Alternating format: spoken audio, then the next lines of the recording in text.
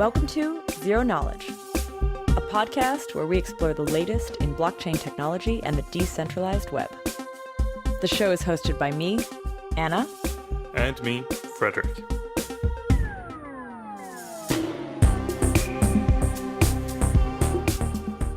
In this episode, we sit down with Alex and Alex from Matter Labs to discuss how they plan to use zkSNARKs to scale up the transaction processing capacity of Ethereum.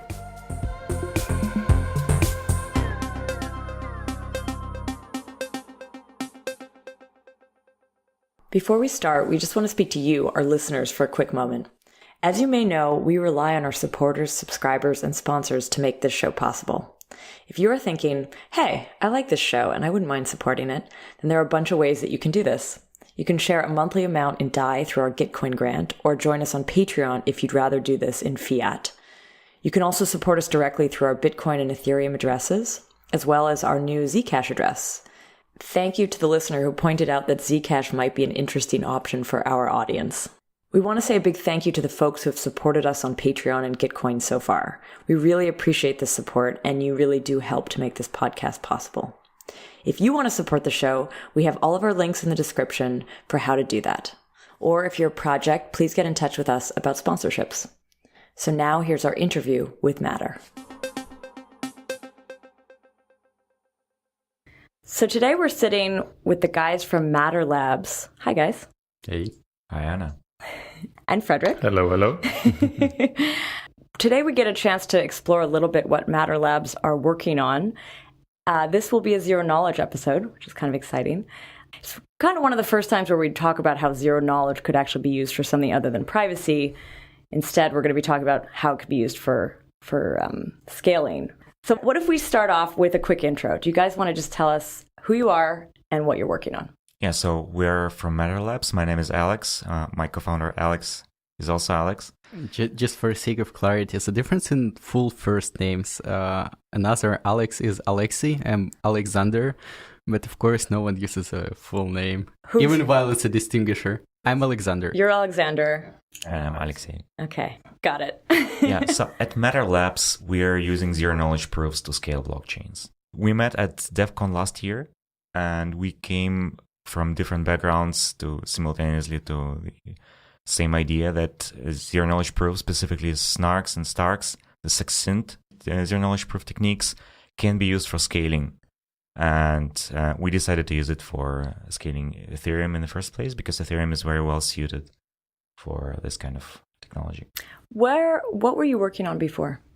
My background is in software engineering. I studied in Kiev and Berlin, and I was in Berlin in a couple of startups as a CTO, building teams, worked mostly in the old new economy on the online things like trade show management and camper sharing platform. I was co-founder of Camper, which is the largest European startup for camper sharing. Oh, cool.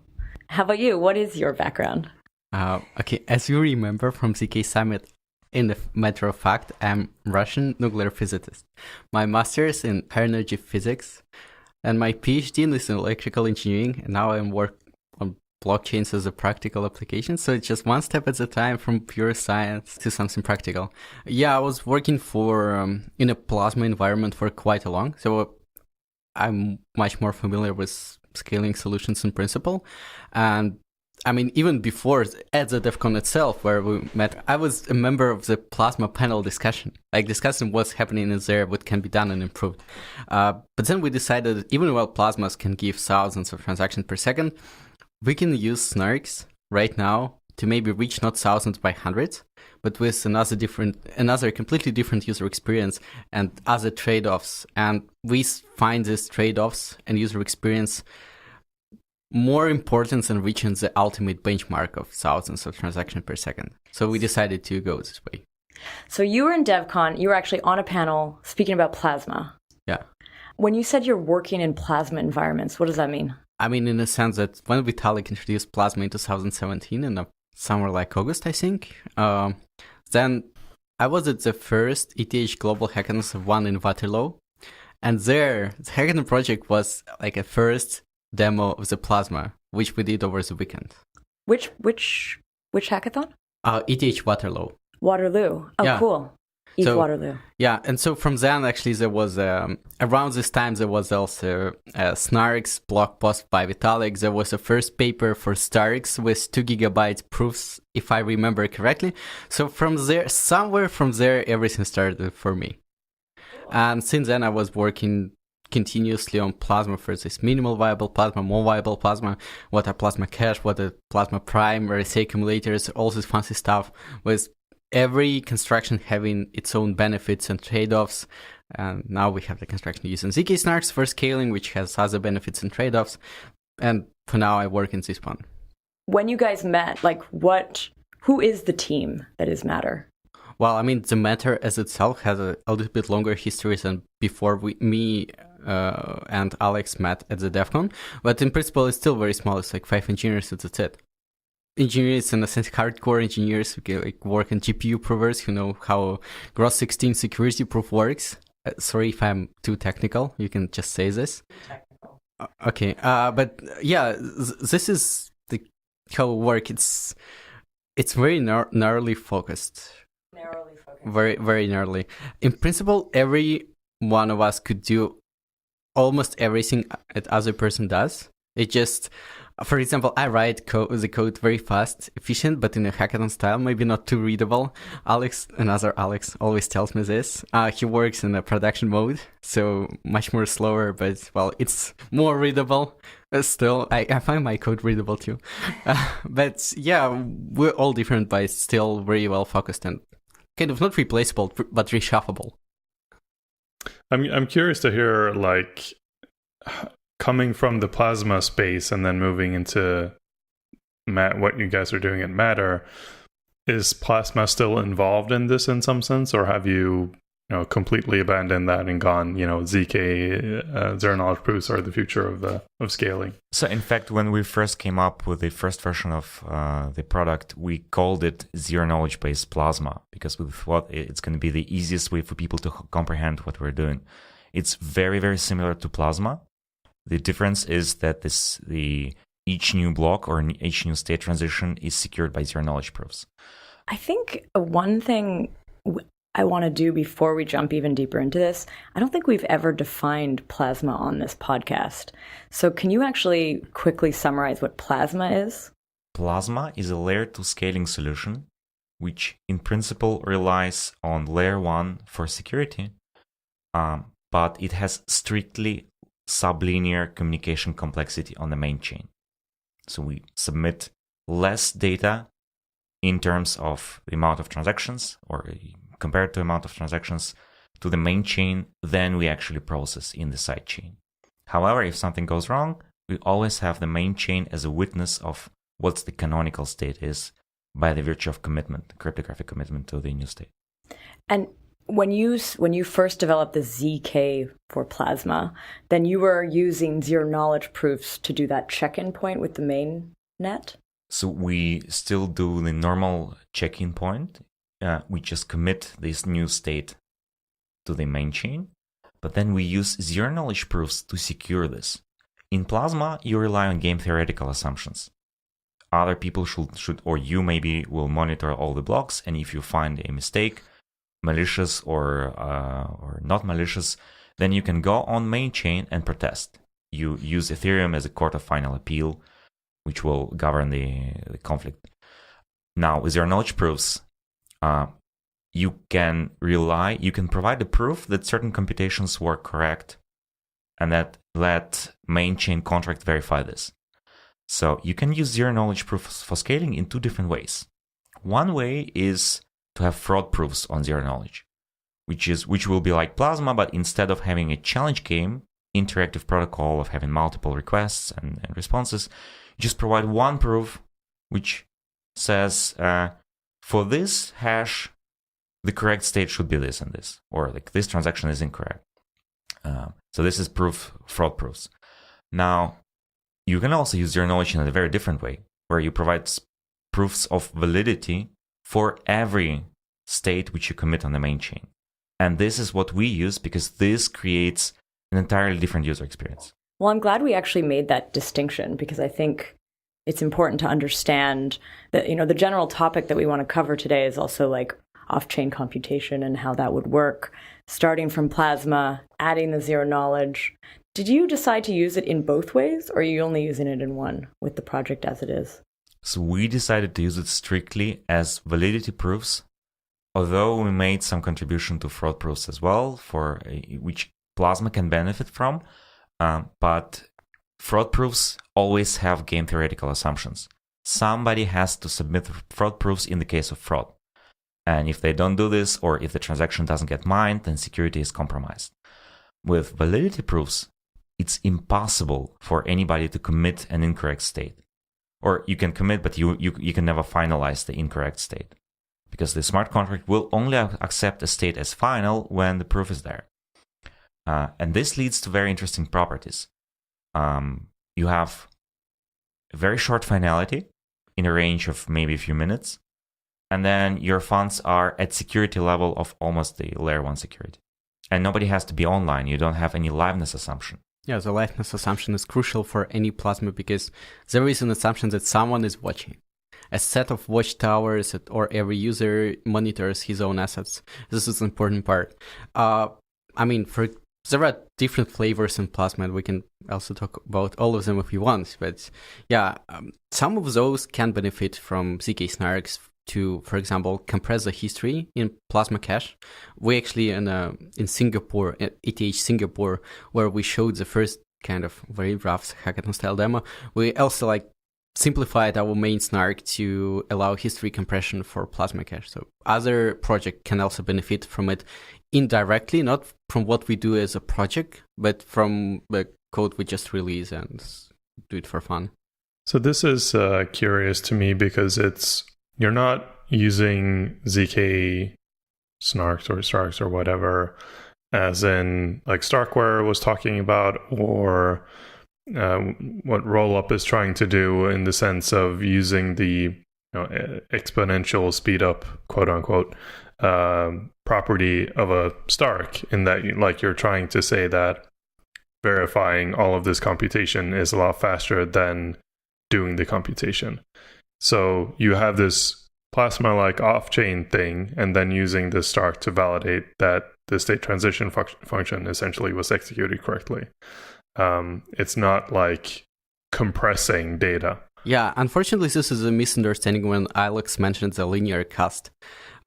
We should separate it further.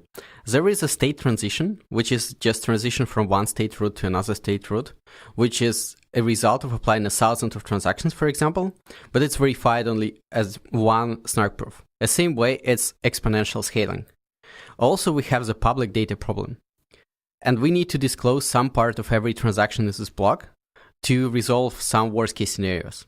When the operator doesn't cooperate, for example, or censors you completely, or something else happens or a data center is completely offline, for example. There should be a procedure where the operator doesn't cooperate. For this, we need to post a small amount of every transaction in the block to the main chain. And this is the linear part. If we eliminate this or just forget about this for a second, this is the same exponential scaling. There is no principal difference between what we do and the rollup. We just specialize it for a set of features, but use the same idea of providing the validity proof for every state transition for every new block in the network. This is a part no one likes to speak about because the data availability problem is hard and it's expensive to resolve. That's why Starkware doesn't talk about it. They talk about the size of the proof and how much the proof will cost, but never about the public data which they have to post for the same purposes. If they want to have a possible resolution for worst case scenarios. We have a sublinear computational complexity on the main chain and strictly linear communication complexity for data availability. You were just comparing this to Starkware? Is that the differences that you're trying to make? Or no, I'm just saying, no. I mean, in principle, Snarks and Starks, the difference is that your proof size, your verification cost is sublinear compared to the amount of computations which you prove. It's valid for both Snarks and Starks. also people usually compare the kind of size of the proof, the cost to make the proof, or just cost to verify the proof on chain. But and this is where Starkware says we have the 6 million gas to verify the proof for this amount of transaction. We don't say this way because we calculate both contributions, verification for this set of, let's say, 1,000 transactions, plus the amount of data which we have to send for the same 1,000 transactions. So we more or less usually say the final number, which will be still required to spend. Let's dig into the data availability problem a little bit, because I don't think everyone is aware of why it needs to be available, but also necessarily what that data is, or like what you would use it for. So imagine we have a new state. We have a block in the sidechain which applies 1,000 transactions and produces a new state. And this state, we compute the Merkle root of the state, we commit it on the main chain. And now, in case of Plasma, or in case of zero-knowledge based solution, if nobody knows, if the operator doesn't disclose the exact details of those transactions to anybody else, then the root might still be correct. It reflects the correct state transition, but nobody knows the Merkle paths, and they cannot expand the data. Nobody can prove that they own some money at some point of time because the data is just not available. So in this case, the chain essentially halts, and people need to, in case of Plasma, they need to exit immediately, all of them, because they will not be able to continue operation or even to withdraw the money. And this is a big problem with any layer 2 scaling solution.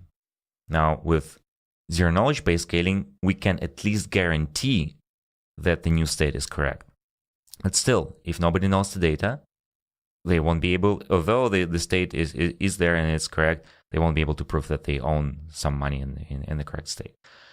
So, but with zero-knowledge, we can prove it. We can solve this in a very elegant way. We post all the raw transaction data, not the signatures, but just the delta of the state change. Only the very minimum information which is necessary to reconstruct the new state from the previous one. We post it on chain. Then we compute a hash of this public data, and then we use this hash as a public input to this SNARK proof to make sure that the SNARK not only guarantees the correct transition, but it also guarantees that the data which is being used for the state transition was made publicly available, in our case, through broadcast on Ethereum main chain. Now, we assume that this data is publicly available because every miner in Ethereum needs to use it to generate the blocks, and full archive nodes hold all this data, but it's much cheaper than using the storage because we never need to use any of this data for smart contracts. We just compute the hash once and then we essentially forget it. So comparing this to just plain Ethereum, in Ethereum, and a transaction is submitted, it's executed on chain through the EVM and everything else, and that's quite a lot of work. And then out pops the new state that says you have this balance, etc. So what you want to do then in your model is you move the execution of that transaction off chain. And so, but you still want to be able to reconstruct that state in some way. And that's why you need to have the transaction available. If the transaction was submitted off-chain, executed off-chain, but proven correctly executed, that proof that it's correctly executed doesn't really mean that much. Like, what is the result of the computation? That's what I want to know. And so with your scheme, you're committing the transaction on-chain so that if someone doesn't share what the result of the execution is, you can go back and re-execute it yourself and make sure, you can recompute the state from that. You cannot exactly re-execute it because we don't post the signatures. We don't need to post signatures just for reasons that we prove that state transition is valid.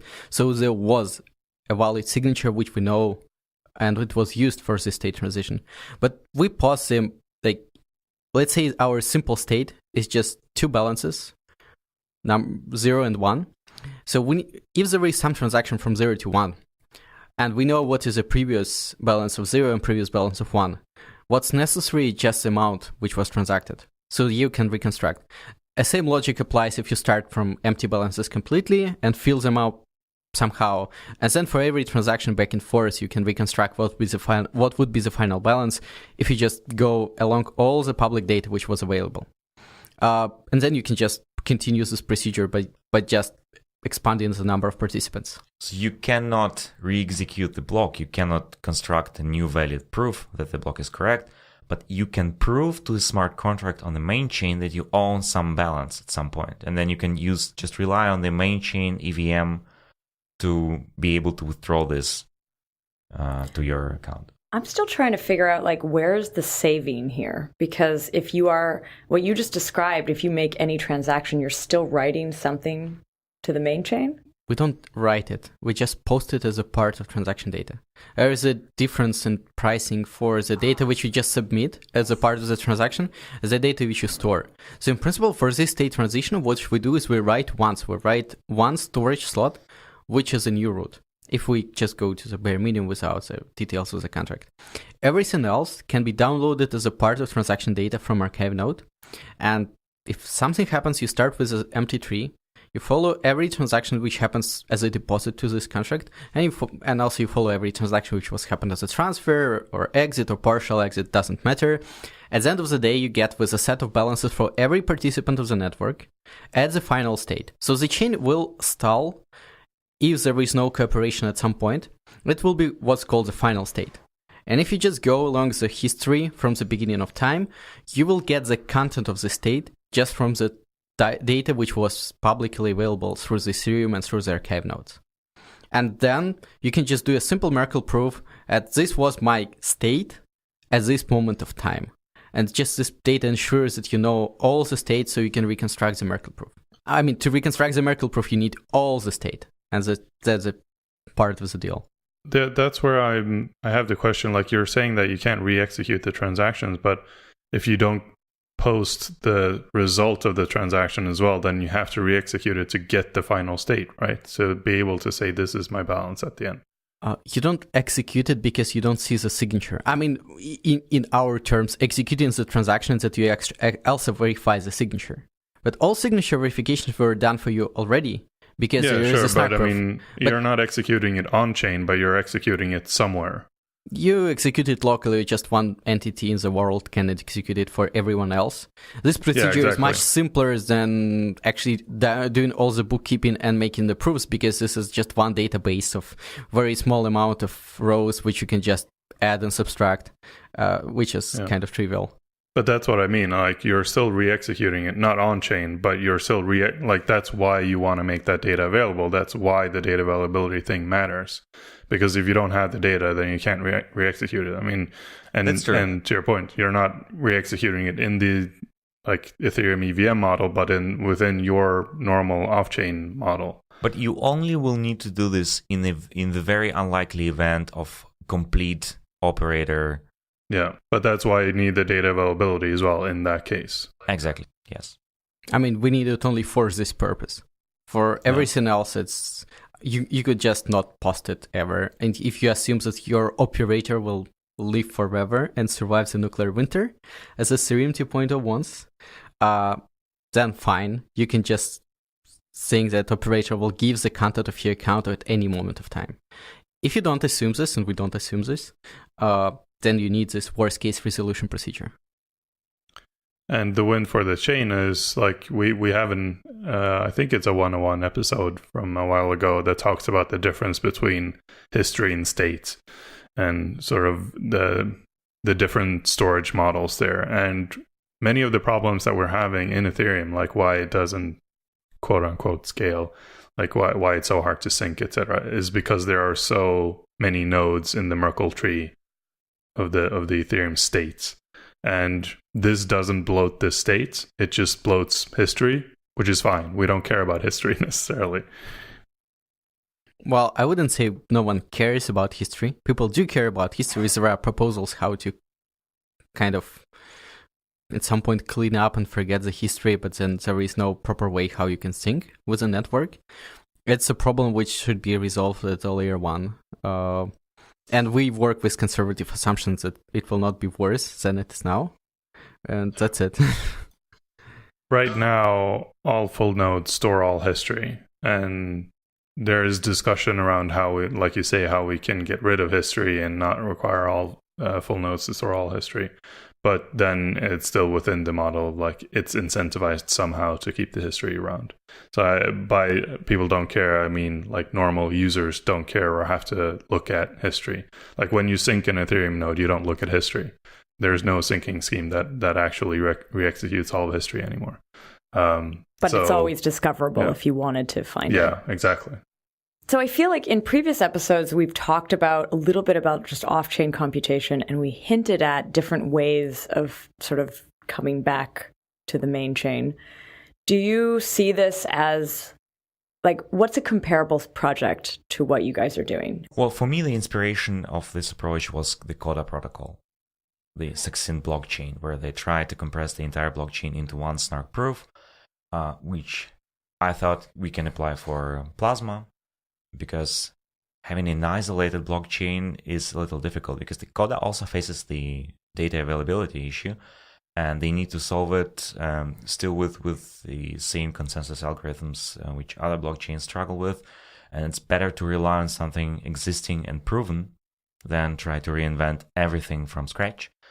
And also, it's the new philosophy of Ethereum to have the layer 1 as the data availability and consensus layer, and have all the computations on top of it in layer 2 and above. Is like what you guys are working on recursive? No, we decided in favor of a different approach. On the one hand, due to limitations in current Ethereum protocol, because we only have efficient precompiles for a very specific elliptic curve for BN256, so we cannot use recursion yet.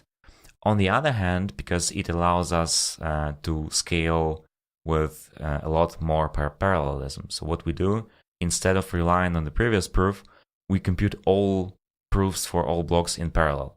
So we can make a commitment for the first block, start producing the proof. It takes a while. Meanwhile, we commit the second block, and we start producing the proof for the second block, and so on and so on. And then finally, the first block gets proven, and then we submit the second transaction on Ethereum and finalize this state. So this allows us practically arbitrary scale parallelism. We can just use as much hardware as we need.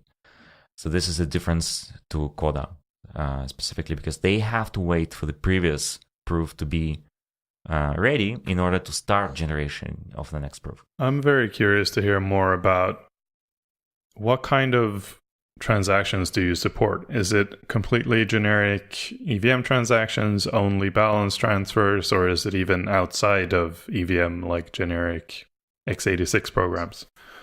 So this is a great question. We want to start with very simple functionality, which is going to be as universal as possible for the first version. So we're only going to support simple transfers of ERC20 tokens, atomic swaps of ERC20 tokens as mutual transfers, and also state channel updates, because we can provide all the UX benefits also for state channels, with all the state channels frameworks being able to build on top of this layer, zero knowledge layer. In the future versions, as soon as recursion becomes available to us on Ethereum, we will be able to write arbitrary smart contracts on zero knowledge in SNARKs. They're not going to be Turing complete.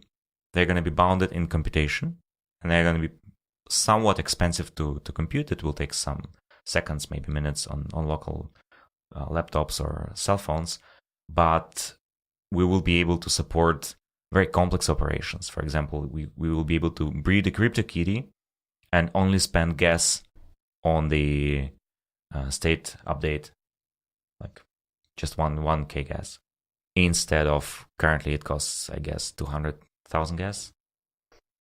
In the example, so like I think it's almost a year ago, we had Eric Tang from LivePeer come on, and they were doing like video compression off-chain.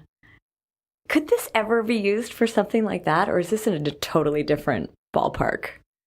I think that, this part, because we work one step at a time, even while we see that at some point, especially with recursion, we can support much wider functionality, and this functionality is still to be defined completely. So of course, there are obvious technological limitations that your contracts or any execution, like any programs which you write, will not be Turing complete. They will have all the limitations of any SNARK-based programs. But still, for now, we cannot even make a very well-educated guess about what will be possible, or even while we understand what's going to be possible, we don't know if people and how people will use it. As a problem, there is no killer feature for Ethereum, there's no killer feature for blockchains in principle, there is no killer feature for SNARKs, I think, yet. But if at some point someone makes it, we would want to support it. Yeah, I think with video compression and stuff like that, I mean, ultimately, whatever you compute off-chain needs to be provable in a SNARK or a STARK. And so you'd need to write a video compression SNARK, which seems pretty impossible right now. But who knows, in the future, like as SNARK programming languages get better and we get better abstractions in place and they become more performant. Like, I think video compression is like the worst case thing that you could possibly do. But there's definitely, like, if we can get to a generalized EVM or like a WebAssembly thing, then, you know, we can get pretty far with that. And it's also contingent on hardware. If we have specific hardware for SNARK or zero-knowledge proof generation in general, then it's going to be much more efficient. That's actually really helpful, though, to just place this like on that sort of time frame and like where basically what I was trying to figure out there is like, where is it actually at? And it sounds like it's very far away at this point from being able to handle something like video compression. And that's fine. It's not a criticism. It's more just like for us to understand like at what level this sort of technology is at. Well, I mean, the entry bar for any SNARK-based application is high anyway. People usually give an example that you can prove the inference step of the neural network using some zkSNARK.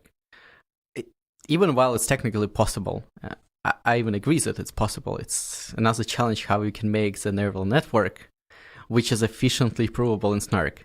So, I mean, if you try to prove the normal neural network, you will end nowhere. So you need to change the neural network with the primitives which used as numbers in the neural network itself to be able to efficiently prove it. And this is a limitation of SNARKs because they work over fields, not over normal numbers which were used to work with when we write just normal programs. This is obvious technological limitation. But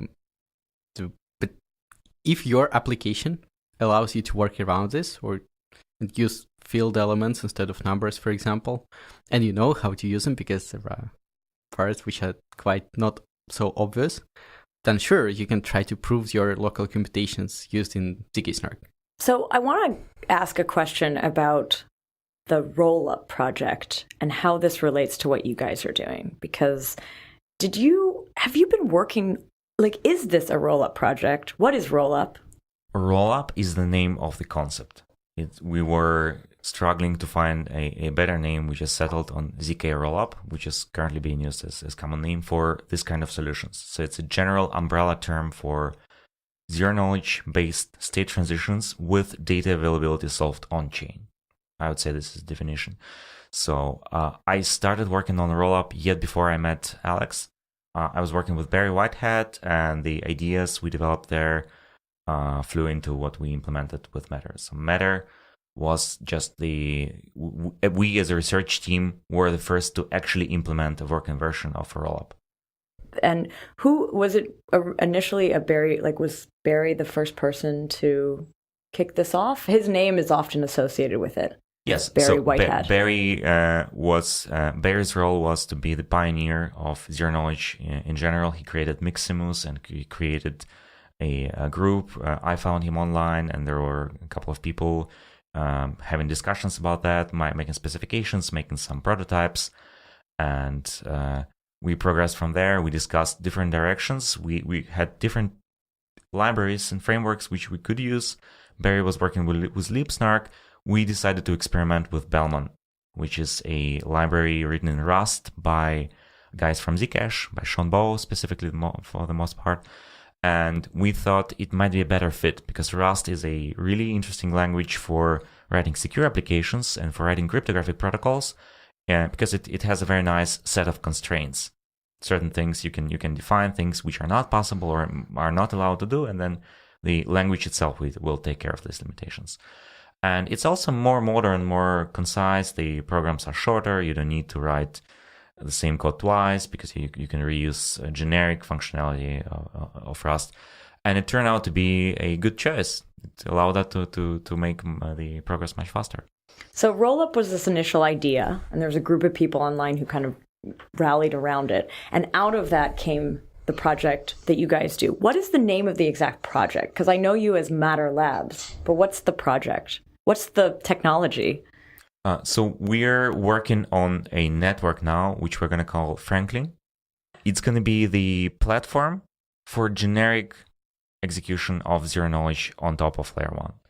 So we call it layer 2 network, but maybe it's just an extension of layer 1. We're not sure how to position it. So like all projects which are now layer 2 can just build on top of this. We're not going into any specific functional vertical, which is going to provide tools for other projects to build on top. Who can use transfers, they can use atomic swaps, they can use state channels. With all the existing tooling which is currently there, just with better user experience and better security. And is it always going to have that zero knowledge component, or is it more focused on just general scalability? No, it's scalability based on zero knowledge, because zero knowledge is the only technology which allows us to scale with its benefits. There is nothing else. It was a breakthrough technologically. I want to dig more into how this is built and sort of what the architecture looks like, what pieces are off-chain and how they communicate and some stuff like that. But there was one thing that I wanted to cover first, and something that I talked to Barry about, and I know there are some issues in just how Ethereum works. And with rollup or rollup architectures in general, you get the maximum scalability if you fill up every block with one single transaction. That's very, very hard to do. And it's also like questionable if that's, if you have a generic off-chain structure that can execute anything, then, you just force people to go to that place to execute it instead of executing it on-chain. But if you have something like a DEX that focuses entirely on this, then every block just serves this one DEX and no other application can make it on-chain. So obviously this is problematic. How do you think about this? First of all, it's about economic efficiency, but of course you can just wait longer to fill the blocks. Then it will increase the delay, which is going to introduce inconvenience for users. So obviously, yes, this is the correctly identified problem. We want to fit as many zero-knowledge transactions into one block as possible. And this was our motivation for starting Franklin. We realized that if every project will go with their own solution, then they're going to all compete for gas on Ethereum, and they will have to wait a very long time to fill the blocks. And for some projects which are not yet as that massively used, is going to be inefficient, and amortization of the gas cost per transaction is going to be low. So that's why we decided, let's figure out what are the basic universal blocks which all projects can build on top, and let's make a very broadly accessible network so that all these projects, DEXs, DeFi projects which need to use scaling, CryptoKitties, simply payment solutions which need to transfer tokens, can all reuse. And of course there might be conflict potential between all these projects, because who's going to control this? So we came up with an idea to make a decentralized network. Now, it's important to explain that the decentralization is not strictly needed in our case, because zero-knowledge proofs make sure that the state is always correct. You can never commit an incorrect state. But we need it for censorship resistance, because if we only have one operator, this operator will be able to censor anybody they want. So for censorship resistance, we want to decentralize this, and we will have a permissionless set of validators. Anybody can become a validator, and they will just produce the blocks in turn. And yeah, so this is what I want to dig into as well. I think a comment on the filling up every block. Like I said, if you make this a generic structure that can execute any type of transaction, and it's a proper decentralized network and has censorship resistance, etc., I think it's fine to fill up every block with one transaction. But at that point, if it's truly successful and this is how people want to build their applications, then it's questionable if we should keep Ethereum as it is, or we just ditch the EVM completely and say this is a blockchain for making data available and validating zero knowledge proofs, and that's all that's the only purpose of layer 1, and we don't have to have the smart contract thing going on. Well, you want the smart contract just to be able to support generic proofs. Maybe in the future we'll come up with better protocols which need to be verified. And you also want to use Ethereum for other purposes, as the court of final appeal. Because you will still have cases where you need to escalate on the main chain for the sake of flexibility. So you want to keep the flexible, generic computing functionality on layer 1 just in case. Just for situations where you need to resolve something there. But mostly, yes, this is going to progress towards the vision which you just described. Do you think that would mean, according to this vision, would the one Ethereum, what are we saying? Ethereum 1x? Ethereum that we have today. That could become something like this court of final appeal. But then I'm curious, how do you interact with ETH 2.0? Have you what are you guys, does it matter? Do you need to care? Are you looking at this? Will it change the way that you build things? No, we can build this solution on top of any layer 1. Yeah, with Ethereum 2.0, we don't need cross-shard interaction. It's the first. If the user deposits part of his funds or uses what we built for his purposes, user actually never touches the sharding structure as it is after he's already in the network. So for sharding, the only entity which will care will be us as the developers. But if we operate on some shard, yes, we take quite a lot of capacity of the shard, but for purposes of proof verification and data availability. But then we don't need direct cross-shard interaction unless there is a deposit access procedure, but this will require cross-shard interaction anyway. But other than this, we can operate in one shard, and in this sense, sharding is very much beneficial. We take much smaller share of the total network capacity just to verify the proofs. This was something that Frederick and I were talking about just a little bit before this interview, and that was, you touched on it just earlier, the idea that when you go off-chain, you actually are no longer in this decentralized mode. You're actually, all of this could be happening in an extremely centralized way, and then sort of checks into the decentralized court of appeal or the, data storage. Uber validator somehow. I know that's the wrong word here because it'll get confusing for people. But anyway, but then you sort of mentioned that the way that you want to decentralize it is to create sort of a decentralized network in itself. How do you do that? Before I explain how we do that, I want to add one more motivation for doing this in the first place. And this is trusted setup. Because for SNARKs, with the current iteration which we use, the protocol is called Growth 16, and it requires an application-specific trusted setup. This was the biggest problem why SNARKs have not been broadly used in the past.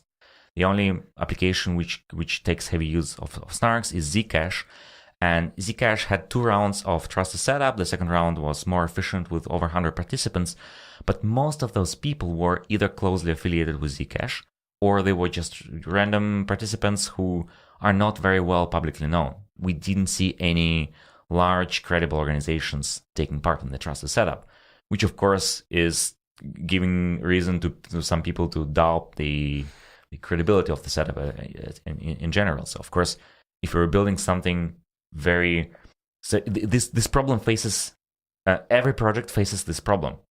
Because if they create trusted setup just for them, just for their application, how are they going to attract large number of credible participants to make it publicly compelling?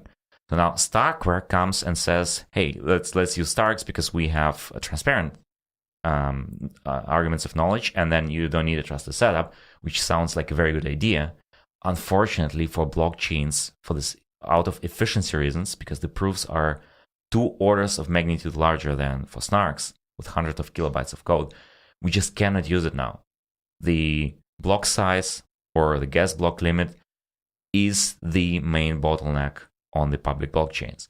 So the proofs must be short. Otherwise, you can, like, if your proof is costing you 6 million gas, then you don't have any space to put data availability on chain, and then it becomes a very tricky solution, and you cannot build rollup on Starks right now for this.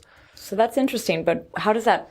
Let's talk about the decentralized. Now, if we have a single network which can be reused by many projects, which only supports generic functionality, not going into depth of every application, but allows any application to build stuff that they need, we can have a broad set of projects who are interested in this, in using this network, who will participate in the trusted setup, which will make the trusted setup much more convincing for the public. And this is what we're striving to do with Franklin. So we're actually in the process of creating what we call a zero-knowledge blockchain alliance, the organization which will include these projects. And the first condition for participation will be taking part in the trusted setup. And it also will balance incentives, and it also will provide a broader set of validators, which is decentralized, which will eliminate the risk that one party controls most of the network and they can censor everybody else. That's interesting that you consider, because the trusted setup is very sort of broad, like it can be very broad in its scope, and you can have a lot of different individuals from different walks of life, that would somehow give them any power over the network post trusted setup. Because isn't it just that you have all of these people weigh in to create the secret key, private key, and then it's used once and then it's sort of set free. Like then however the thing is managed after that is not related necessarily to the trusted setup group. Like I don't exactly understand how that decentralizes it. Well, let's kind of half step back. Let's say there are 10 projects building their own kind of ZK-based solution for a particular application. Not for some functionality which can suit a lot of projects, but just for one particular one, let's say DAX or something like this. Then 10 such projects, each of those will compete for gas price verification, public data availability. Some solutions which I've seen have some enormous requirements for data availability. Unless they actually do it, which will be very expensive, they can be actually called a centralized network because they can just not disclose the data. If they all do it, it's another security case. And to do it, they all need to do the trusted setup individually. Each of them will have to do separately and individually, just because Gross 16 works this way. So if you somehow manage their interest, merge them together, or just make something generic which they all can use, maybe with some limitations but still usable, it's one verification cost, public data availability, which with much smaller data which is necessary, and one trusted setup, which can include participation from all those 10 entities. So this is high quality trusted setup because those entities are potentially competitors. So they have no incentive to try to come together and try to keep all this large share of entropy. Well, we will participate ourselves and just destroy our entropy anyway, but it doesn't matter. To me, the trusted setup and all of that is solving a different problem. Like that is to make sure that the whole system is secure, but that doesn't necessarily decentralize it. It's a part of decentralization, having more participants in the trusted setup, but let's also deep dive into the technological architecture, how we can make it decentralized. So to decentralize things, we just need to produce, to give the right to produce blocks to different participants in turn. I produce the first block, then I pass it to you, you produce the second block, then Alex produces this as the third block, and so on, and it goes in circle. Now with Plasma, it's very difficult to do because the participants need to share data availability. And if one of them refuses to share data availability, we have something called a speaker-listener dilemma. It's non-attributable. If I say publicly that I told you something, and you say publicly that you never received this message, there is no way for anybody to understand who is right. That's why Plasma must be centralized. With Rollup specifically, because we put all the data provably on the main chain and make it available to everybody else, all operators can just take the data from there and continue producing blocks. And we can have something very simple, some simple RANDAO, some smart contract which determines randomly sequence of who is producing the next block. And this is all we need in order to decentralize. Now, if some of the validators will censor you, somebody else won't, because they will have incentive. Obviously, you will have to pay for your transactions, some small fee, because the proof generation costs have some costs. So somebody will be happy to include your transaction, and this way we will guarantee the absence of censorship resistance. Do you intend to set up like a separate blockchain for this, or like a beacon chain to be able to do validator selection, or do you plan to have that as a smart contract on mainnet? We will have a smart contract which determines randomly the sequence of validators, and we will of course have a side chain. The state itself is going to be stored off of the main chain, so we will produce the nodes which people have to run, which store the state in some database, and they exchange the state through sending it on Ethereum. Now, as far as randomness is concerned, we are not sensitive to any bias in randomness. We don't need verifiable AI functions, because all we need to do is we don't even need randomness. We can just produce it in the sequence. You can do a round robin around the validator sets, assuming it's not too large. So I think that brings the question of like, how do you add and remove validators from this set? And what's the incentives of being a validator is you get fees, but how do you get Sybil resistance? Why can't I just sign up with 1,000 validators and be the only one ever validating? Well, for this, on blockchains, we introduce tokens. This is the simplest and most obvious version how we can make it permissionless, how we can allow anybody to just join the network without any bias, without control of anybody else. Right, so there will be a Franklin token. Yeah, there will be something like Franklin Network token. Yeah, just because generating the proof requires some capital, it can be not even direct validator participation, but you can just delegate your right to potentially make like this share of blocks in this round to someone who is willing to take this capital cost upfront for a purpose of potentially collecting the amount of fees which is profitable for them. We don't want to limit any form of such cooperation.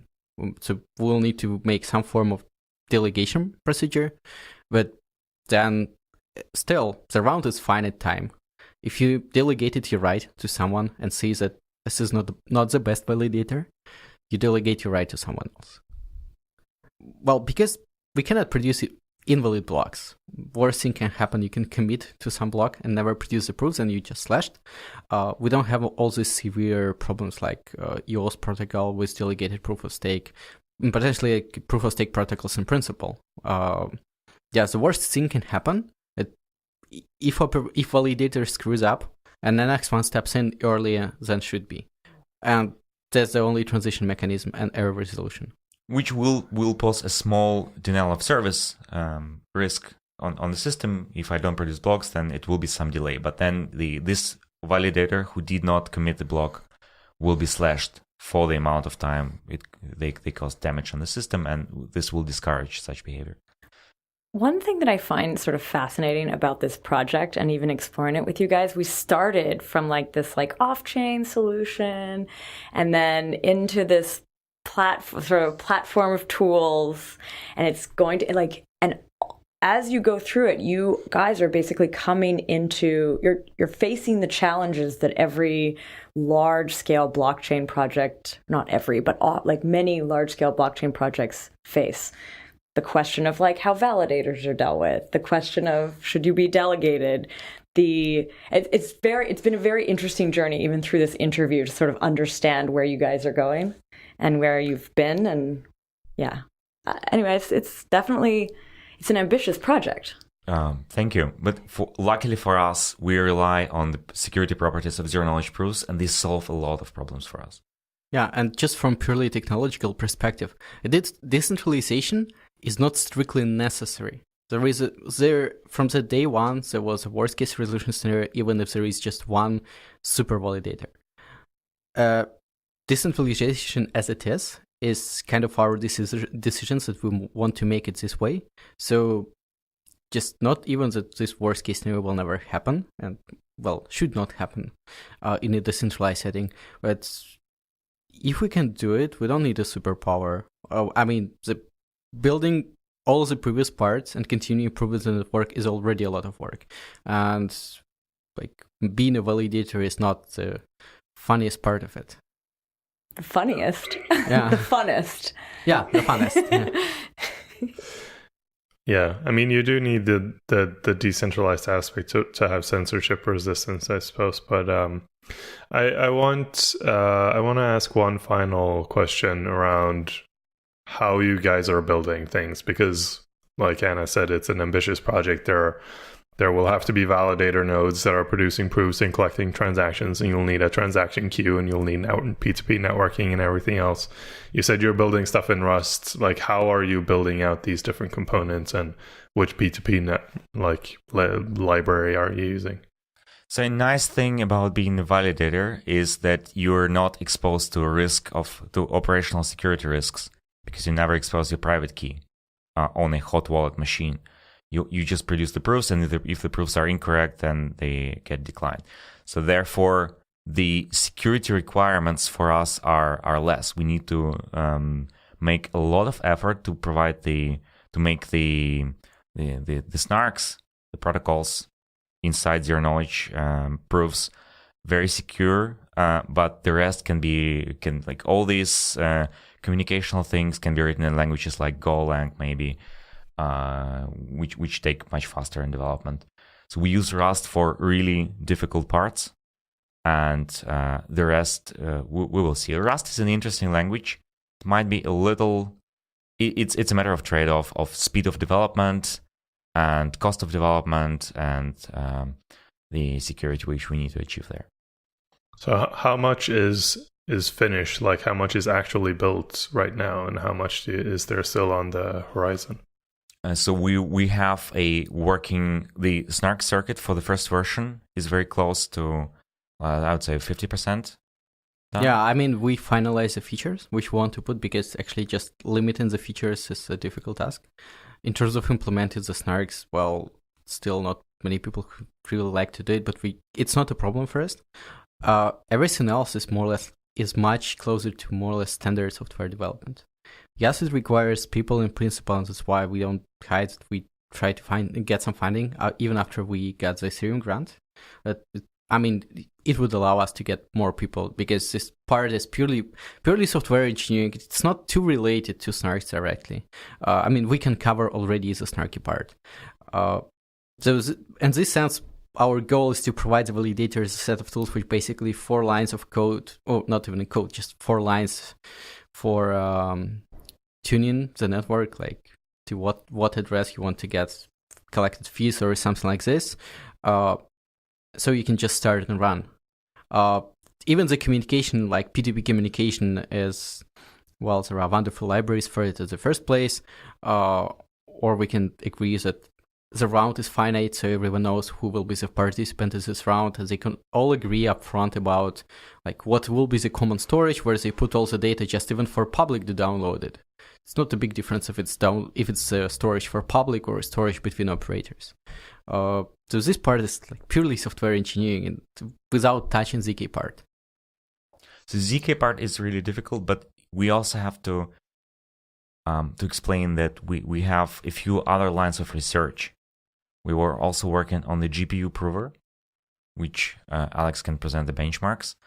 We were also working on the Sonic implementation, which we haven't touched yet, because this is a new promising direction of this, which is especially important for smart contracts and SNARKs. And this we will have to decide. It will depend on funding whether we can pursue all the directions or just focus on the Franklin network. I happen to know of a very good framework that gives you networking databases and validator nodes and everything else out of the box. We can talk more about that later. Is this a plug? This is certainly something we're going to consider. On what you just mentioned, I actually have a last question, which is about the use of SNARKs. The SNARKs that we have spoken about on this podcast, and like, are you constructing this in a way that you could eventually replace SNARKs with something else? Or is this 100% built around the concept of SNARKs?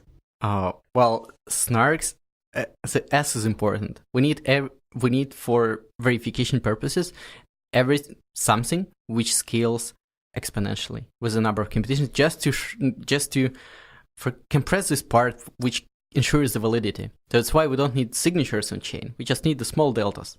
So this part is any solution which will allow us to do this. We will be willing to spend the time in research and evaluate how it works. The synth part is the most important one. I mean, SNARKs because they are succinct. I mean, it's just Sonic as a proof system is called this way. A Gross 16 is also a proof system, but all of those are basically SNARKs. So if there is the next proof system, even more and more efficient with universal trusted setups and potentially other benefits, then we will pursue this direction and we'll check and evaluate how expensive it's to make proofs there, how expensive it's to verify the proofs there, and if it suits the needs, well, we definitely will upgrade if there are benefits. But Sonics are SNARKs in their essence. Gross 16, just the same way, it's another proof system, but the area is the same. Do Sonics still need trusted setups?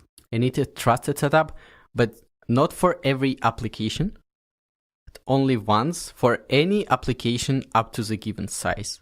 And up to the given size is basically the amount of computation which you want to run inside of the circuit. So this is so powerful feature. For example, if we would want to upgrade the functionality, we would have to do another trusted setup, at least part of it. With Sonics, we just say this is a new functionality, and that's it. And we can have a much broader set of participants in the trusted setup because everybody will be interested because they can reuse it. Yeah, it's not only universal, but it's continuously updatable.